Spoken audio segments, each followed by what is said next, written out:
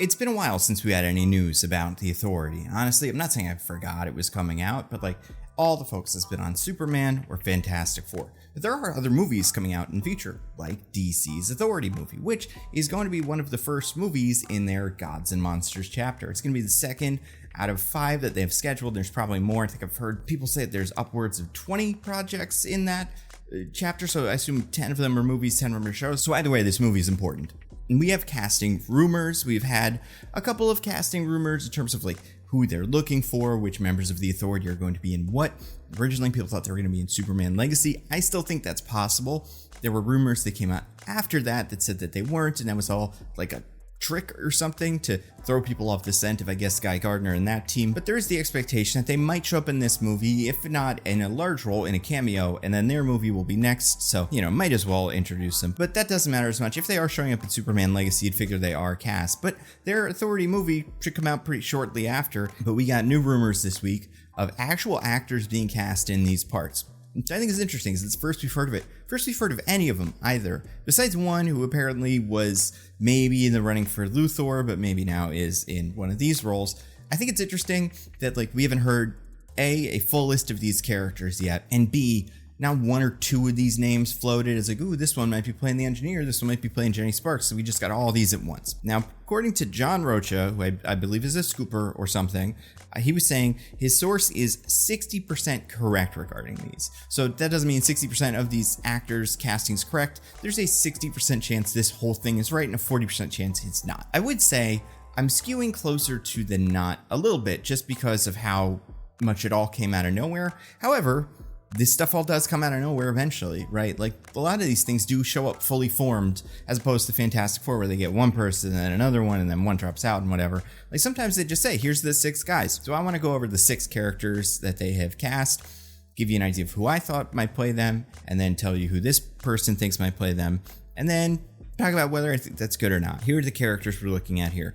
We've got Midnighter, Apollo, Jenny Sparks, Jack Hawksmoor, the Engineer, and the Doctor. So right off the bat, everybody from the original run except Swift makes sense, especially since we already have a Hawk Girl in this universe, so I don't think they're gonna introduce that many bird women immediately. Also, apparently Kaizen Gamora is going to be the film's villain, which I think is very strange. I'll get over that one real quick. He's a villain in the first arc of the Authority comic by Warren Ellis, and he's supposed to be a parody of those old kind of Fu Manchu evil Japanese character from some of these older Pulp Fiction books. I think it's gonna be really hard to pull off in this movie if they play it the same way they do in the book, where he is a kind of parody of those characters. Having him show up and have his super team destroy a city, I don't know.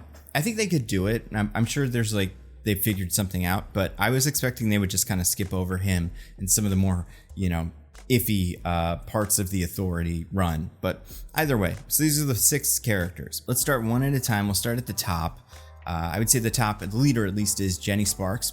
So she's the leader of the Authority. And if you want to watch my full video breaking down all of these guys with way more information, I have 2 videos. It's my Fancasting the Authority part 1 and part 2 on the Nando V Movies channel. I definitely recommend you watch those. They're very good. They give you a good introduction to what the Authority is and what role I think they'll play.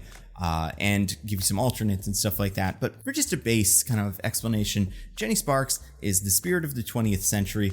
She is the kind of living embodiment of electricity, and she lives from 1900 to 1999 and 59 minutes, and right as it begins a new year, she dies. That's the rules of things like her, these avatars of different decades or different centuries, I guess. And then she's replaced by Jenny Quantum. She's tough, she smokes, she's got kind of a badass attitude.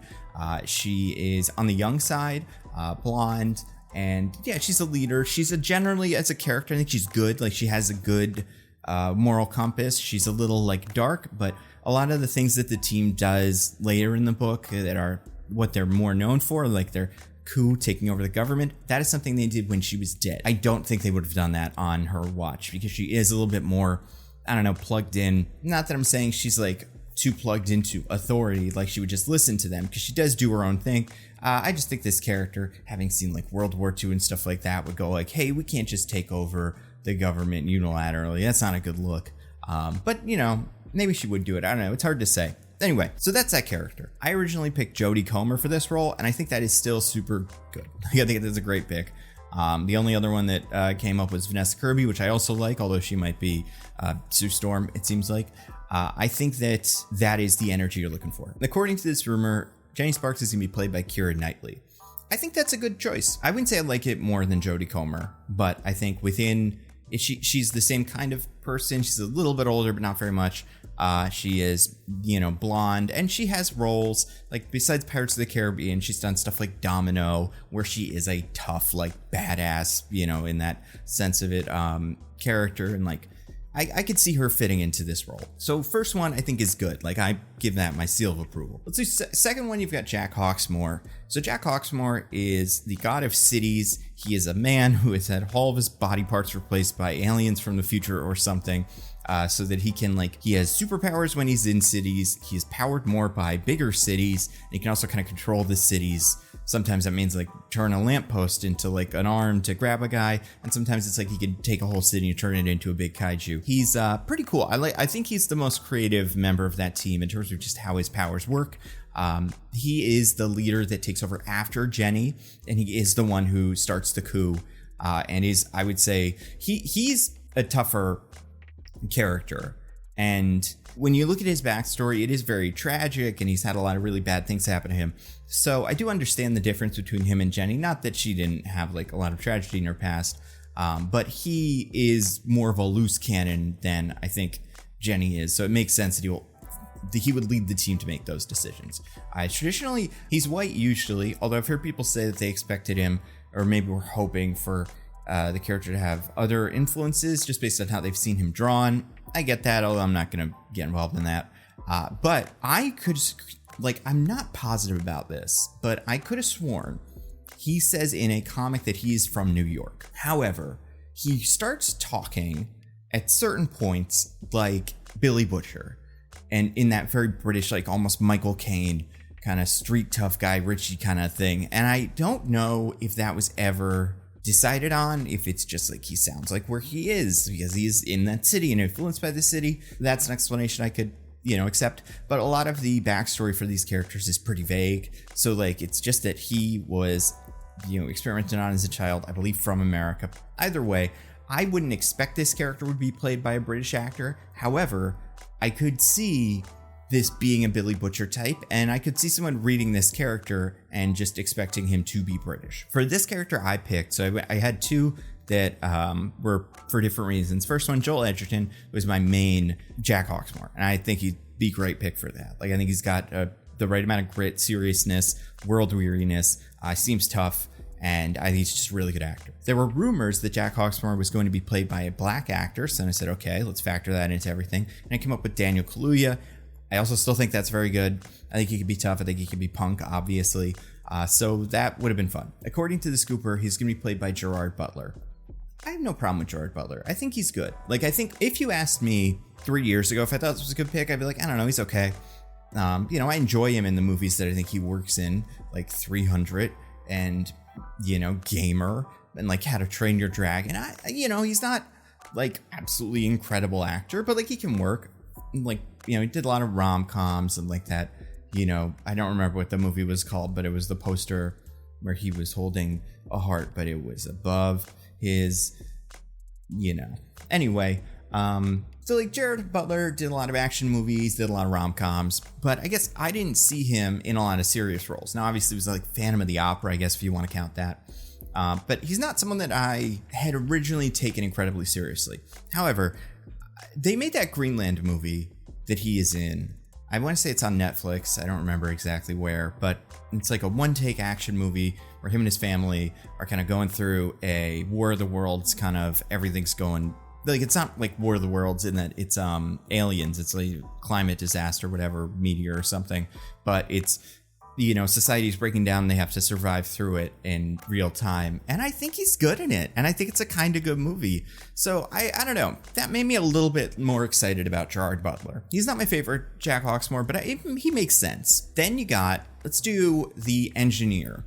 This I say is probably the best pick. So the engineer, Angie Spica, is a, fan of superheroes and stuff who gets nanotechnology from the previous engineer, messes around with it a little bit, and is kind of like Iron Man is when he has a liquid metal suit that can like form over his body, and she could turn it into guns and fly around. She is, I would say, the more likable member of the group. She's the one that if you met them for the first time, if you were like an alien, she'd be the one who would like shake your hand first and go like, oh, are you okay? Do you need something? As opposed to the other ones, which would all be very serious and like smoking on the corner and being like, oh, can we trust him? Angie's like the friendly face that I think works as both a member of a superhero team like the Authority, but like she could also fit into the Justice League in a way that like the other guys just couldn't. Racially, I wouldn't say there's anything too specific about her. I'd seen people read her as Hispanic, so if that's a thing, then that's cool. The only other thing I know about her is I think she's from New York, and besides that, she's young. I would say she should be an important character in this. Like, she shouldn't be a background player. She should be very active in this group, and she has a lot. Like, this character does a lot of stuff. She's not always good and just nice. She'll do killings like the rest of them. So I cast her as Adria Arjona from like Morbius and more importantly like Andor. This scooper said she was going to be played by Keke Palmer. I think that's a great pick. I think Keke Palmer is perfect for that kind of role. Like, I think she has a big personality. She can be very positive. Like in Nope, she's very, she gives that presentation. She's very comfortable in front of a camera.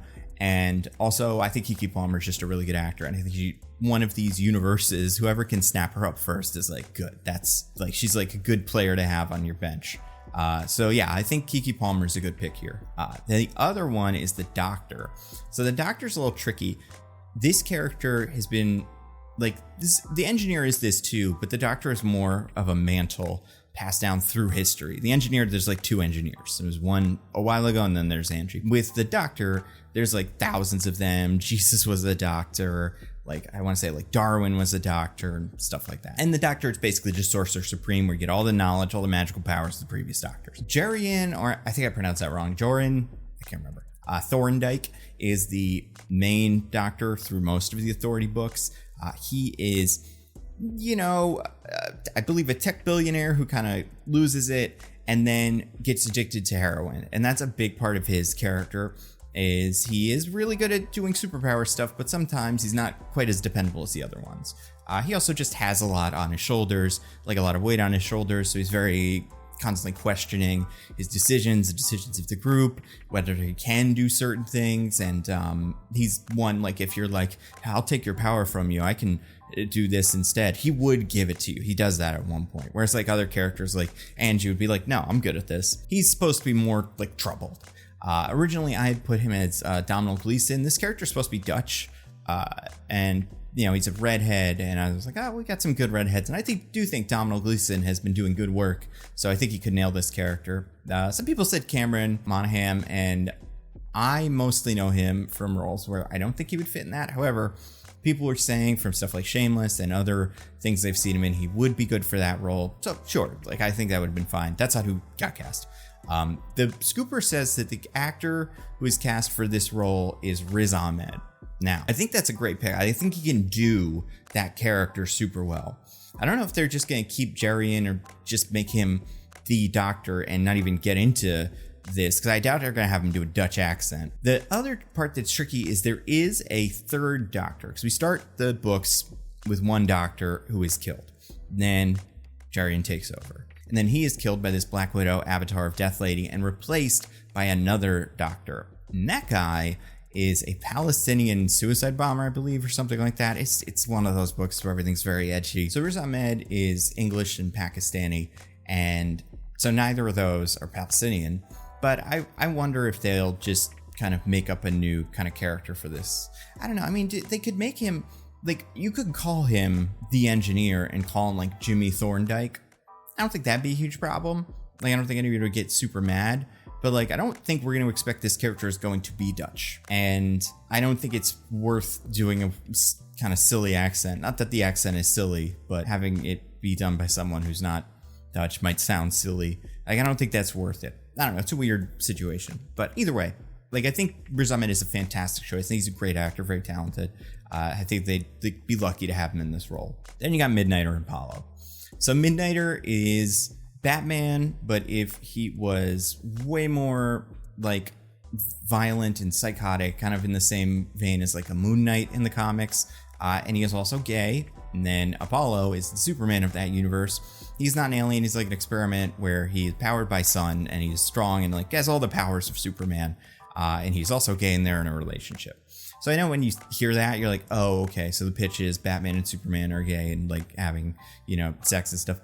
Like that is happening. I would say the characters are more like they're deeper, and they're deeper immediately, but they've also, as time has gone on, they've like changed. And I think a lot of the more recent books with Midnighter and Apollo have written them in a way that I'm like, this is not just a caricature of something that you would think you'd see in like a, you know, edgy 90s movie. This is like, they're characters, and I think they should be, like, I think they deserve their own movie. I hope they survive and get a spinoff because they're cool, especially Midnighter. Apollo's not as interesting, but Midnighter is very fun. I would recommend the Steve Orlando comic that they wrote, whatever, a couple of years ago. Either way, and a lot of people were hoping that these characters would be played by actors who were also gay. Partially, I think part of it is because they are just some of the first big on-screen, like, gay superheroes. Fastos, I guess. We haven't had a ton of, like, men, you know, kissing other men in superhero movies. So, you know, that would be something. And, like, Midnighter and Apollo are the first gay marriage in comic books. Like, they're pretty significant. So my picks for these were Luke Evans, which I think is great for Midnighter, to be a fantastic Midnighter, and Lee Pace for Apollo. I also think fantastic.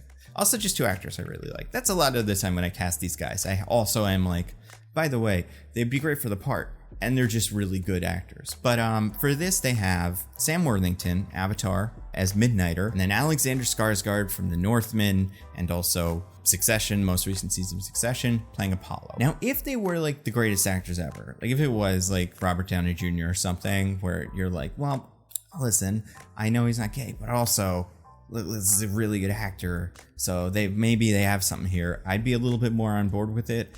I'm not super like in love with these picks. I think they're fine, but there's plenty of people that are going to watch this movie that are gay that don't care. All I'm saying is it's not a monolith, but I have heard from more than one person that they would like to see those characters be played by actors that also share part of that backstory in a way that's meaningful and interesting. So, like, I don't know. I'm not saying it can't be done. Like, I think Alexander Skarsgård is good. And I think Sam Worthington was better in the last Avatar movie than I think I'd ever seen him. I don't know. They're not incredibly inspired picks. And then they say that the villain, Gamora, will be played by Ken Watanabe. Makes sense. I don't love that character, but sure.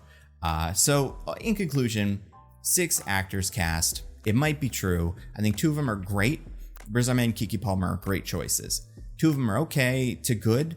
Keira Knightley and Gerard Butler, I think, are promising. And 2 of them I'm not in love with, and that's Sam Worthington and Alexander Skarsgård for Apollo and Midnighter. But overall, you know, if we ended up with these 6, I think we could get a good movie out of it. I think probably like Jenny Sparks dies in the movie. Jack Hawksmoor probably is the most evil, so he probably dies too. But then like Midnighter, Apollo, Engineer, and the Doctor, if they kept going and we got more Engineer and more Doctor, that'd be good. I don't really know what to expect. I don't know if this is real. I will make a video talking about that if we get that information in the future. I hope this strike ends soon for all the reasons that everyone would hope, you know, it would end for, because we want the writers and actors to get paid and get like a fair deal, and also just everything to start going again. And hopefully that will, you know, when that starts back up again, we'll get more information about these movies and everybody will be happy. So if you want to actually find out who's in these movies and support the strike, and you know, hopefully force their hand, but yeah, so that's the update I have for everyone. We'll see what happens in the future, and I will update you as we get more information.